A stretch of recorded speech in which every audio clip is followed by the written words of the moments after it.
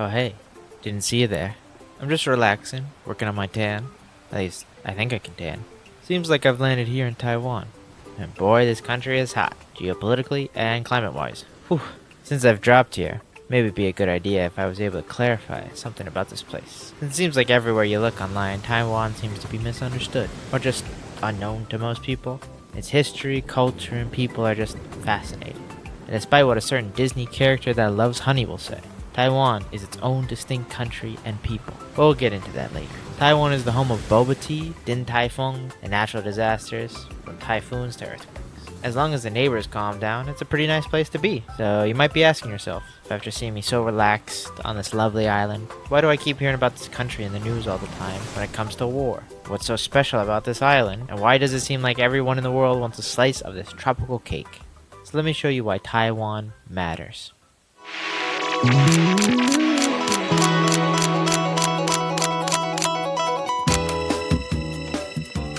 Welcome to Taiwan. This 14 square mile, 36,000 kilometers square, island off the coast of Southeast Asia is a lovely place to visit, with nice beaches, good food and drinks, and views that are absolutely lovely.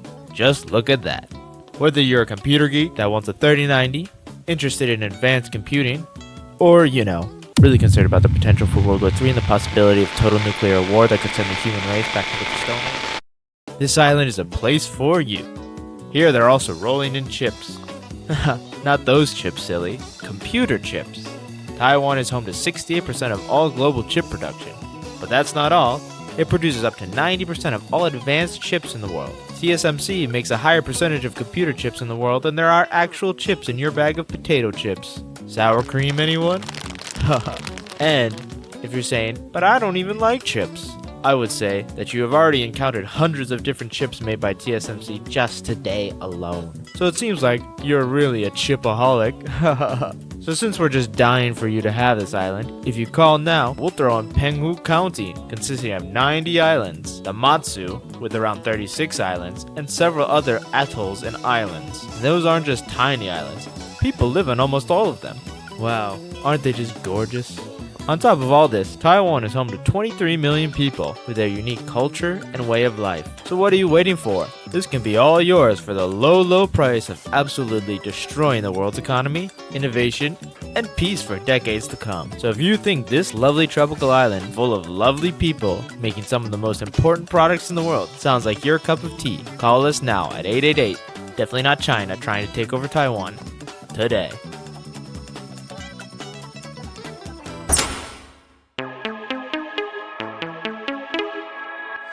Welcome back to Voidcasting. I'm your host V.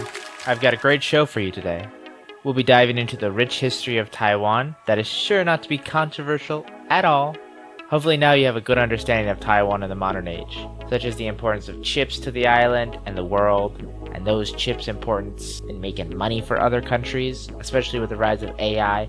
This seems to be the only real reason other countries seem to be caring right now, especially the US. So if money talks, then Taiwan is like a teenage girl that just got the tea of a lifetime and is spilling it to all her friends. And she's from LA. My ears hurt just thinking about it. So without further ado, let's go into the history of Taiwan.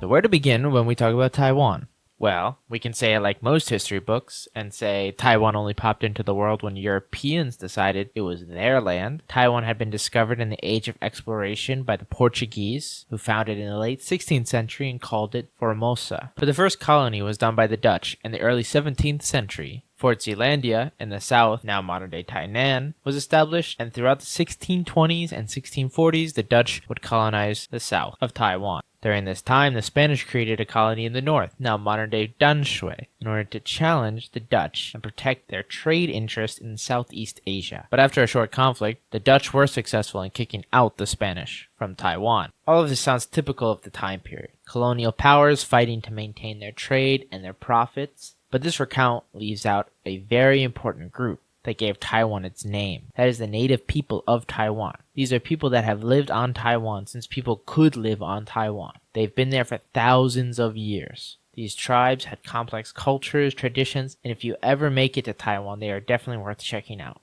The Polynesians, that stretched all the way to Hawaii and even now suspected America, originated with these people in Taiwan. So the native Taiwanese culture is one that gave birth to the Polynesian Empire. The native population of this island is not something that should be glossed over, and sadly is not nearly as well known as it should be. For the purpose of this video, I will not be getting super detailed about the native population, but maybe in the future I can make a video on them, for they are endlessly fascinating. But the main things to know about the native population is many of the names of places in Taiwan and the word Taiwan itself come from the native languages of Taiwan, not Chinese. These tribes also were not the friendliest of people. They were famous for headhunting, especially in the south, where the Dutch were. It's also important to note, during the years leading up to the colonization of Taiwan, Chinese people began to colonize the island, or what we now refer to as Chinese people, although these people probably did not consider themselves Chinese at the time. It became a popular place for pirates to visit, especially when trade with Japan became problematic due to conflicts that were originating between China and Japan at the time. Taiwan was used as somewhat of a go-between or a middleman, and many people found money in staying there and negotiating trade deals. So some of the population of people that live in Taiwan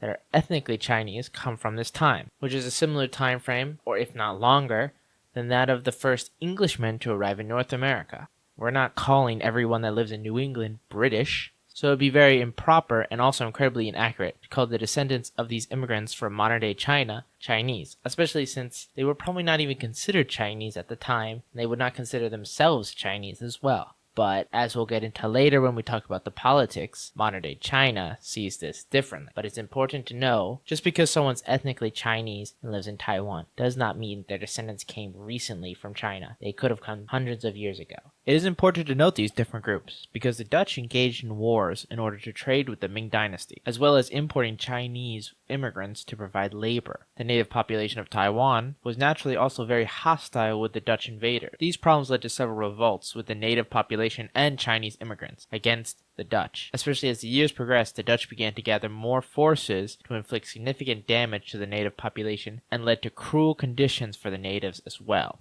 So when the pirate Zheng Changgong, or Koxinga, a Ming loyalist that was not in favor of the now Qing dynasty, came around with a significant force, the Dutch had no friends to help them, since both the Han immigrants and the native people would consider them enemies. Zheng was able to kick the Dutch out of Taiwan. His reign on the island only lasted about a year. He did not last very long. After many battles between the remainder of Zheng's forces that were Ming dynasty loyalists and the Qing dynasty, Taiwan in 1683 was integrated into the Qing dynasty as part of the Fujian province.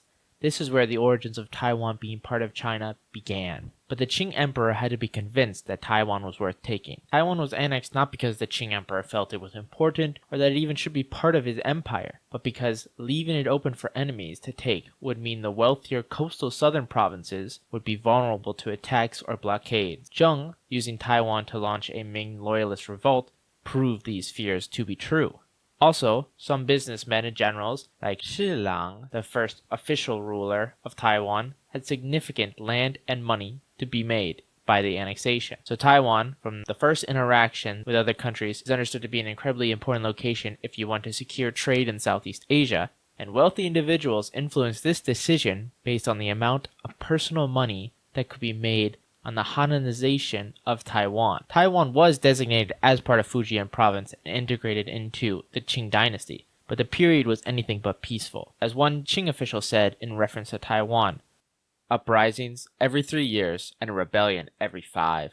Under Qing rule, the Han, or Chinese population, grew dramatically. Taiwan was treated as a distant place in the Qing Empire. Due to the mix of Qing immigrants, old Ming loyalists, and native people, Taiwan was under constant turmoil that was exacerbated by the fact that the empire only cared for the resources and strategic value of Taiwan rather than the people. The native population was sorted into raw and cooked groups, based on how well they could integrate into Han society. Cooked meant that natives were expected to adapt customs, culture, and taxation of the Han. The raw group was forced to stay in the mountains, and military campaigns by the Qing kept them in check. Confucian classics, civil service preparation, and local governance that had begun with the Ming loyalists became even more part of Taiwan during the Qing, but schooling and civil preparation often excluded the native population. Soon the Han became the majority in Taiwan, and the native population became marginalized on their own land. Despite its integration into the empire, Taiwan was always different. It was a frontier land, not part of the rest of the empire.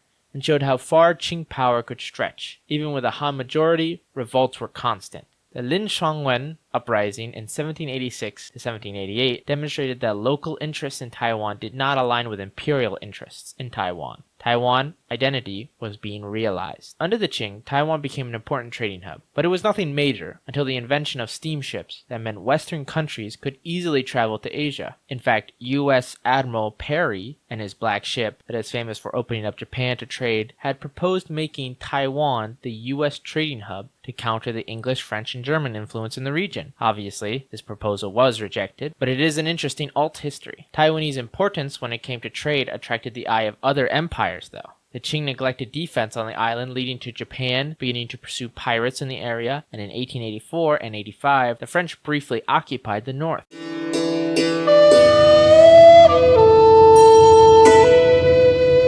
The vulnerability of Taiwan caused the Qing Emperor to send Liu Mingchuan to prepare Taiwan to become its own province. Liu conducted 3 major military campaigns on the native people, but suffered major losses and only captured 1/3 of the native lands. Despite his failure, in 1887 Liu became governor of the new province of Taiwan. Under his new designation, modernization hit Taiwan hard. Telegraphs, trains, and electronic streetlights popped up all over the island. This attracted Western people, which created European communities in Taiwan. Since Taiwan was a frontier island, it was more open to the West than that of the mainland, meaning innovation and trade flourished in Taiwan. Liu created a freer government that was not as strict as Beijing and allowed for dissenting voices. This freedom attracted jealousy from Qing officials, which recalled Liu in 1891 and replaced him with Xiao Yilian, who completed the move of the capital from Tainan to Taipei. Xiao's rule came with corruption and incompetence. He pocketed money that was meant to defend Taiwan from Japan. He was replaced with Tang Qingsong, who mainly was busy defending Taiwan from the French.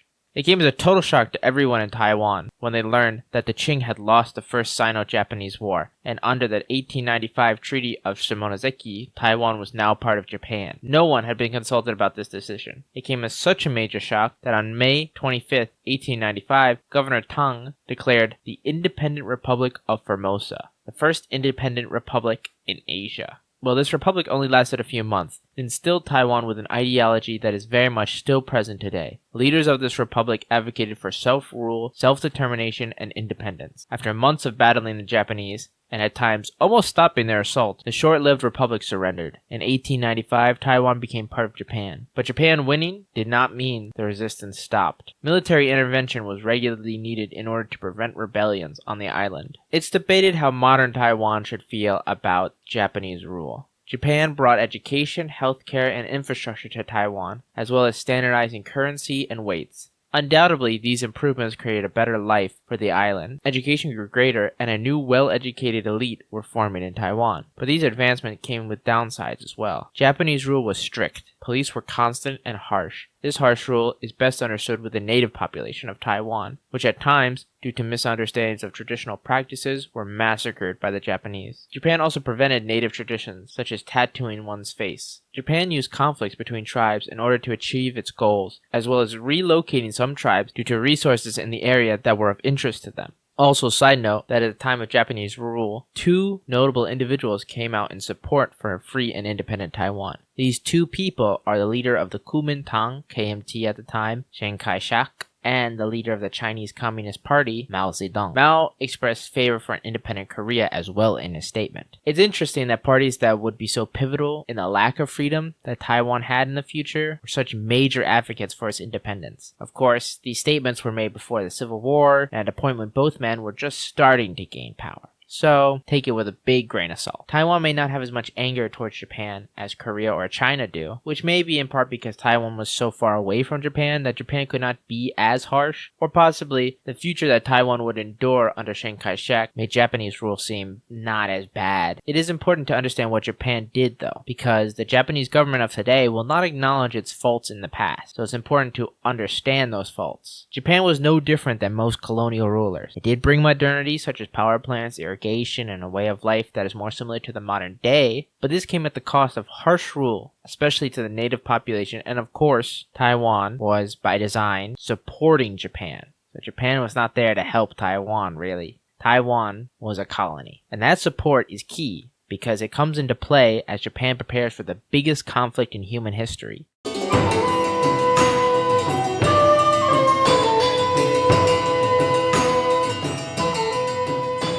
In order to prepare Taiwan as a base for which all military operations in Southeast Asia would be conducted, it underwent Japanization. Schools were desegregated, factories were built, and the people of Taiwan were eligible for the draft, which thousands did participate in the war. Taiwan, due to being a colony of Japan, was at war with China, which itself was in the middle of a civil war. During this period, comfort women were created for the Japanese military, which is mostly understood to be Korean, but Taiwanese were forced into sexual slavery as well. It seemed despite Japanization, Taiwanese women were still viewed as nothing to the Japanese military. The horrors of the comfort women is something that should not be understated, and the fact that the Japanese government does everything in its power to this day to deny it is shameful. The conditions these women endured is one of the worst things I have ever learned about in World War II, and that should say a lot since a lot of bad things happened in World War II. Taiwan was relatively protected though when the Japanese were fighting the Chinese, since it was an island and the Chinese were weakened due to their civil war, and the northern advance of the Japanese army also drove all the Chinese troops north. This changed though after Pearl Harbor, for the Japanese were no match for the Americans. America began to do bombing raids in Taiwan in order to knock out the Taiwanese military infrastructure.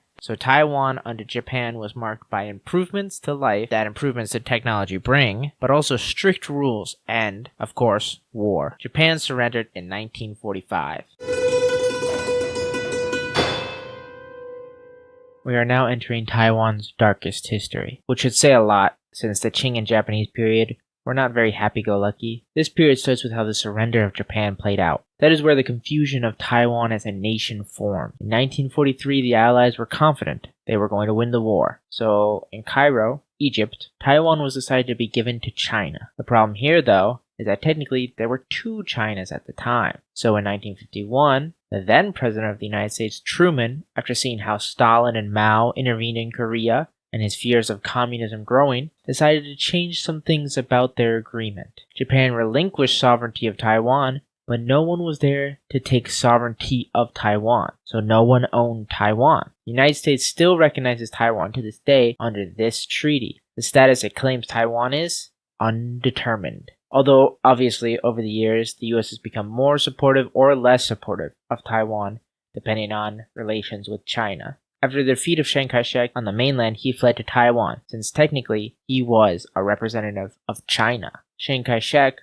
briefly speaking, was a gangster. He controlled power in China via various warlords. He led with violence. His party, the Kuomintang, or KMT, followed the principles of Sun Yat-sen, nationalism, democracy, and socialism. Sun Yat-sen is the father of both modern-day China and Taiwan, due to him being partners with Mao and Chiang. Although the KMT claimed to live up to these ideals, it never reached them. The period of Taiwan under KMT rule is known as the White Terror, that lasted from 1947 to 1987, which you could probably guess by the name is definitely not a good time. The White Terror takes place after the end of the Civil War, so Taiwan had just gone through World War II and the Chinese Civil War, but the worst was yet still to come.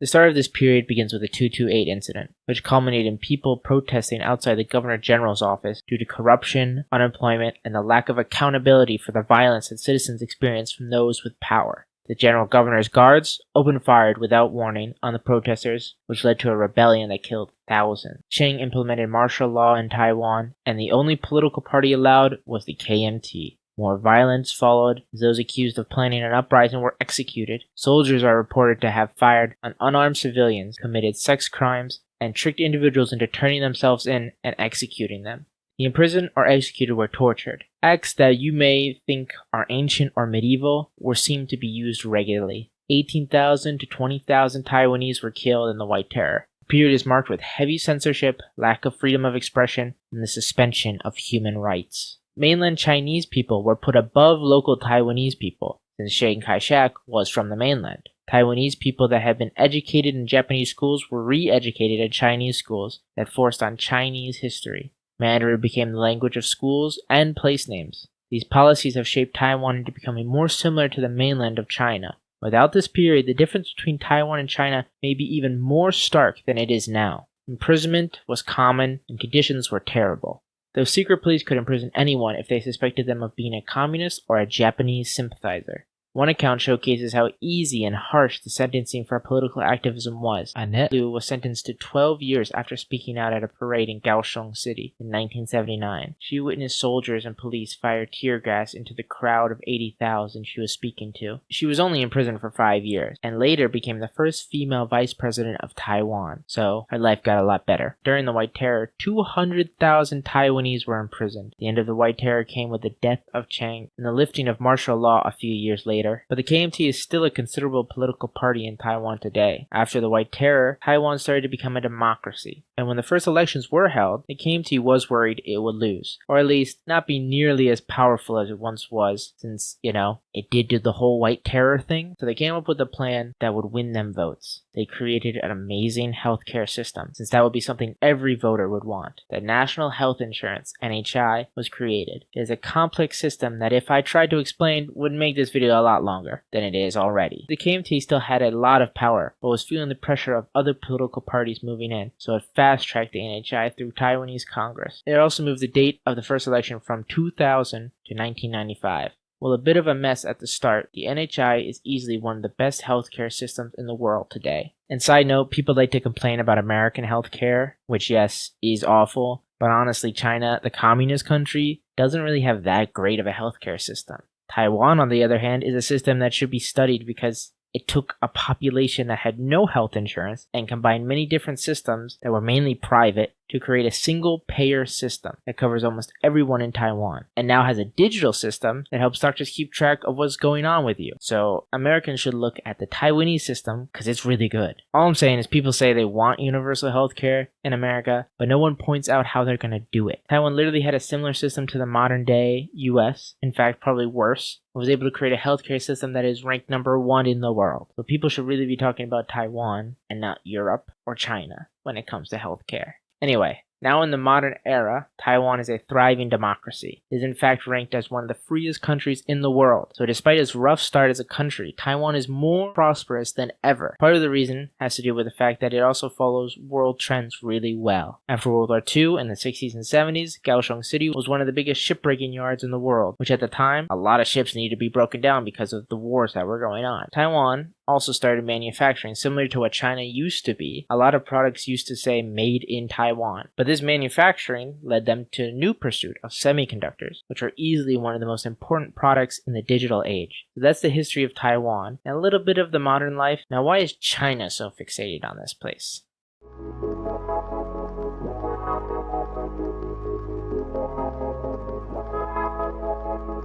As you may be aware, China and Taiwan don't exactly get along. Although relations have improved over time, they're able to travel to each other's countries with special travel documents and approval by their respective governments. China is actively using its military around Taiwanese waters. So why does China care anymore? They won the Civil War, and Taiwan is hardly a threat to them, or is even seeking military conquest. The dream of taking back China seems to have died with Chiang and his loyalists. And the Taiwanese are aware that the Chinese vastly outnumber them. It's not even a competition who would win the war. Why does China care? It comes down to these 3 main reasons. 1. Xi Jinping, the leader of China, has imperialistic ambitions. The Qing Empire was the biggest China ever technically got, and although the Qing and communist governments are vastly different ideologically, they are a continuation of China, at least in Xi Jinping's eyes. The history of a once large empire definitely plays into the thinking of the Chinese leadership today. I do want to preface by saying China seems to be taking the smarter play and using soft power to influence elections, get pro-China sympathizers into office, so effectively China can control these countries that they use this soft power on. But this seems not to be working as effectively in Taiwan, since they just elected an anti-Chinese president or pro-independence president in Taiwan. China is using soft power at the moment to achieve its imperialistic ambitions. I think in the recent light of the Ukraine war, it's hard to determine if these authoritarian powers will be smart. I think the Communist Party and Xi Jinping are vastly smarter, but after the Ukraine war, I don't think anyone can say for certain. And again we see in history, ego and legacy fuel a lot of bad decisions that leaders make. The second point is, Taiwan is a very strategic location. If there was ever to be war in China, Taiwan is the best location to achieve it. It has been seen with the Ming Loyalist pirates, Japan, and now Chiang Kai-shek. Taiwan is very easy to defend and located right next to China. China really does not want US military bases anywhere on Taiwanese soil. Taiwan is in a similar predicament that it was when the Qing came. It is too important a location to be ignored. So, Communist China wants to take Taiwan for a strategic value. And with the tensions between China and the US, it seems that Taiwan can sometimes be caught in the middle of these tensions. That being said, Taiwan is also economically strategic as well. Because of TSMC, China thinks it can advance its chip production if it takes Taiwan. Although TSMC is said to have a kill switch if China invades. And the last reason is that Taiwan is a remnant of the Civil War. It reminds China that they failed to kill Chiang Kai-shek and truly defeat the nationalists. While the Taiwan of today is very vastly different from the Taiwan under Chiang, to China,